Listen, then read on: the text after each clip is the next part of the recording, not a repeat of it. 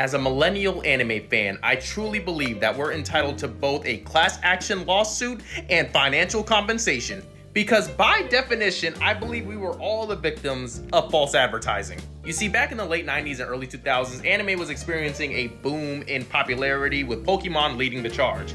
And because it was so popular, obviously a movie was well on the way. What we were promised was a movie centered around Mewtwo and an expansion on Pokemon lore.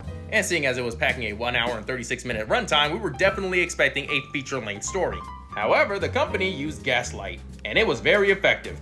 Because rather than jump right into the film that our parents paid money for, we had to first sit through Pikachu's Vacation, a 21-minute short film, which was of course considered a part of the runtime, meaning that this feature-length movie was barely over 45 minutes long, without credits. Now, if this only happened once, I would be okay. I'm a big boy, I can afford therapy, but it happened twice in my life. Now, while Pokemon led the charge, Digimon was no slouch in popularity either.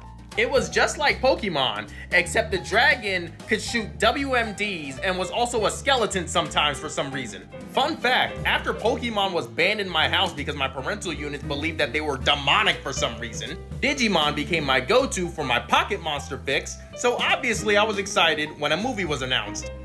It was ass. I don't know what these people were talking about, but it was ass.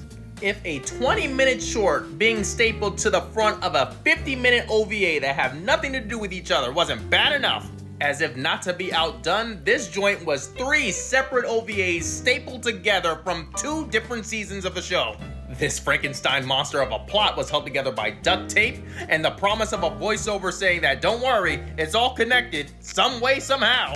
But the thing that really gets me is that despite it being 3 separate movies stapled together, it still wasn't long enough to be feature-length. And so Fox took Angela Anaconda, a series that started off as a series of shorts on Kablam, threw in some vague elements of Digimon that made no sense to the fans of the show and made even less sense to the parents who paid money to be there, and then all the executives at Fox did a line of coke and released it to the public.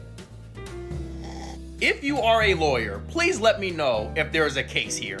But as always, that's just my opinion, and as always, I want to hear from you guys. What anime series was your favorite growing up, and what's your favorite anime movie? Leave it in the comments, let me know.